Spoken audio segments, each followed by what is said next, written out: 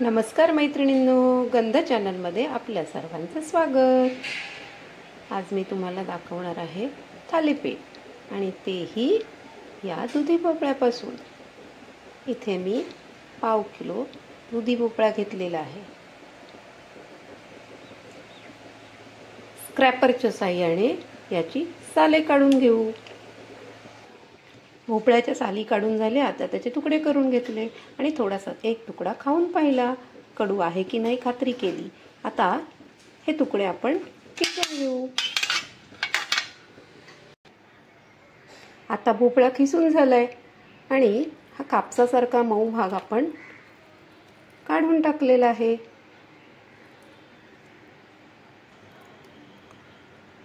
आता हलक्या हाताने हा आपण पिळून घेऊ।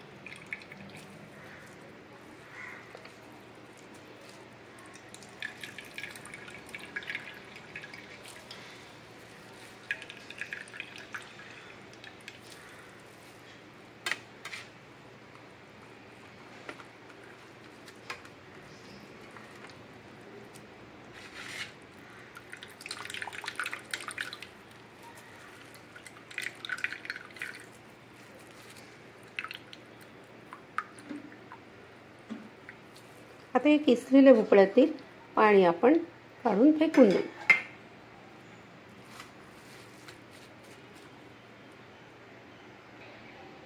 जवळजवळ हा किस 1.5 वाटी आहे। आता याच्यामध्ये आपण 1 वाटी ज्वारीचं पीठ घालू, आणखी लागलं तर आवश्यकतेनुसार घालू। यात ॲड करू पाव वाटी बेसन,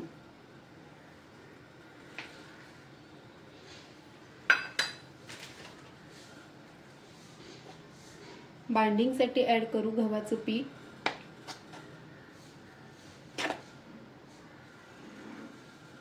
दोन चमचे। आता घालू थोडीशी हळद, धुवून चिरून घेतलेली कोथिंबीर, पाव चमचा हिंग,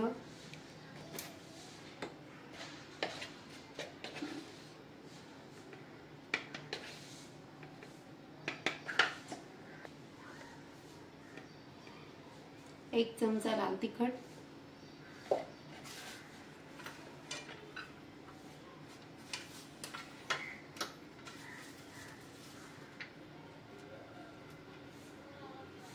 आणि अर्धी वाटी बारीक चिरून घेतलेला कांदा।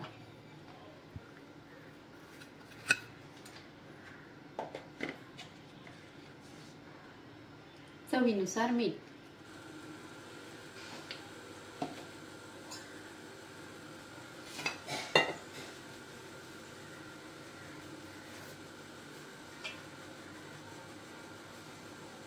हे सर्व मिश्रण आपण मिक्स करून घेऊ।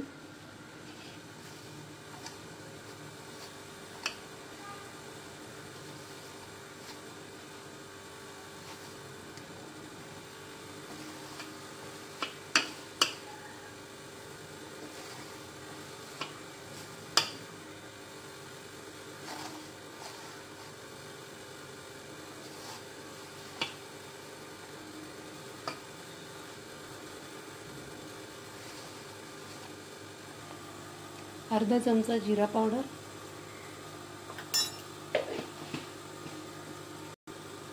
अर्धा चमचा धणा पावडर। तर आवश्यकतेनुसार पाणी घालून हे पीठ आपण मळून घ्यायचं।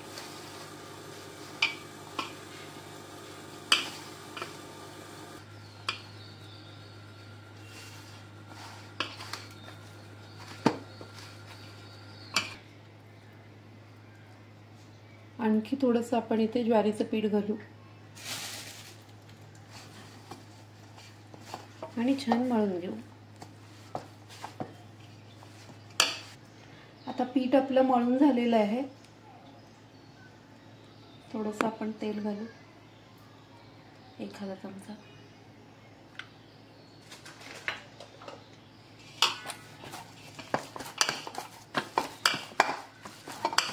आणि 15 मिनिटांसाठी पीठ भिजवून ठेवूया झाकण घालून।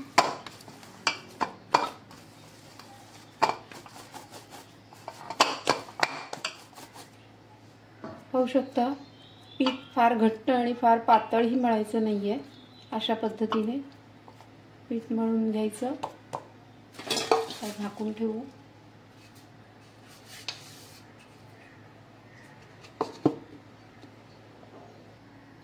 आता आपली 15 मिनिटं झालेली आहे।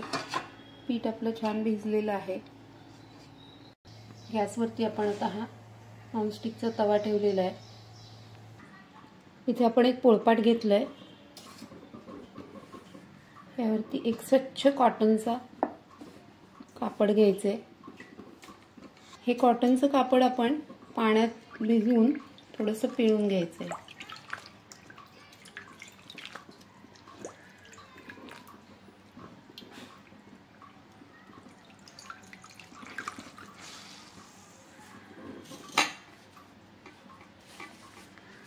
पिळून घेतल्यानंतर हे पोळपाटावर अंथरायचे।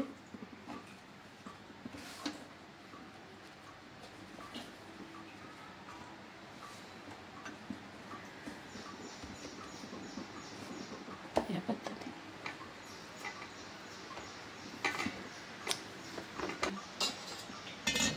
इथे एक आपण पिठाचा मीडियम साईजचा गोळा घेऊ।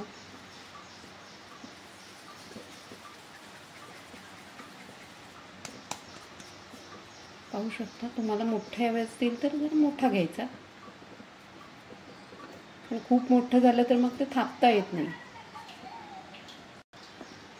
आता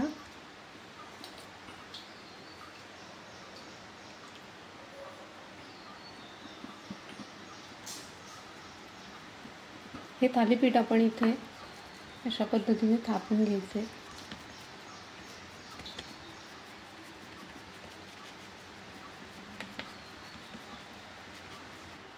थापताना थोडंसं पाण्यात बोटं बुडवून घ्यायची अथवा तेल लावलं तरी चालेल, तुम्हाला जसं शक्य आहे तसं करा।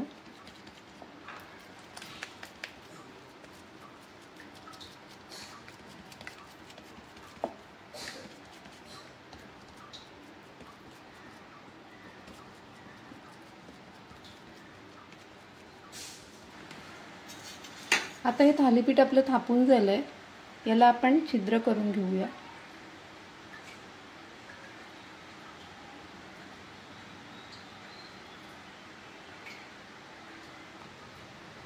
तव्यावर तेल स्प्रेड करून घेऊ।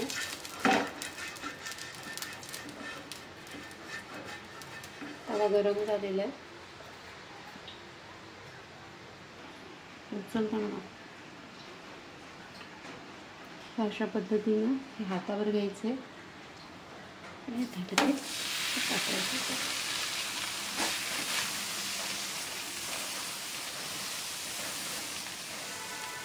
हळूच हा फडका कापड सोडून घ्यायचा।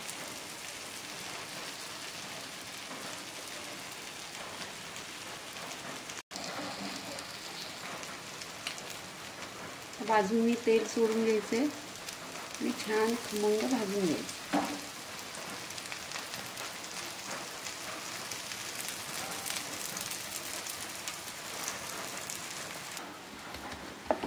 थोडंसं कापड ओलं करून घ्यायचं।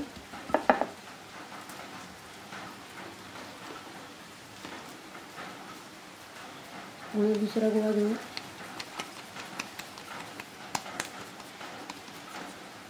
अशा पद्धतीने तेलाचा पाण्याचा हात घेऊ आणि थालीपीठ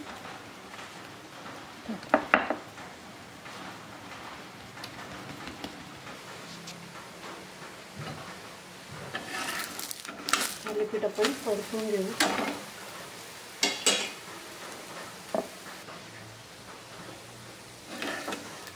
दुसरी बाजूही आपली भाजून झालेली आहे. थालीपीठ आपण आता काढून घेऊ. पद्धतीने सर्व थालीपीठ आपण थापून भाजून घ्यायचे आहेत. इथे आपली सर्व थालीपीठ आता करून झालेली आहेत. मस्त खमंग झालेली आहेत. आपण आता ती सर्व करूया. चवळीची उसळ, दही, चटणी, तुम्हाला आवडत असेल तर हिरव्या मिरचीचा ठेचा घ्या आणि खाऊन बघा चव कशी झाली ती.